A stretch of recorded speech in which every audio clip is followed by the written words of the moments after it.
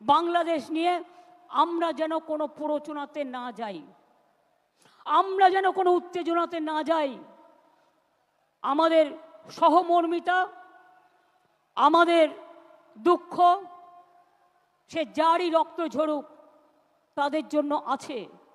আমরা দুঃখী, ছাত্রছাত্রীদের মহান প্রাণ, তাজা প্রাণগুলো চলে যাচ্ছে।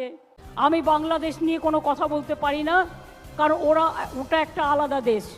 যা বলার ইন্ডিয়া গভর্নমেন্ট বলবে, আমি বলতে পারি না। কিন্তু আমি এটুকু বলতে পারি, অসহায় মানুষ যদি বাংলায় দরজা খটখটানি করে, আমরা তাদের আশ্রয় নিশ্চয়ই দেব। তার কারণ এটা ইউনাইটেড নেশনসের একটা রেজুলেশন আছে। কেউ যদি রিফিউজি হয়ে যায়, তাকে পাশের পার্শ্ববর্তী এলাকা তাকে সম্মান জানাবে। যেমন আসামে একটা গণ্ডগোল হয়েছিল বড়দের সাথে, আলিপুরদুয়ারে তারা দীর্ঘদিন ছিলেন, আমিও গিয়েছিলাম তাদের সাথে দেখা করতে।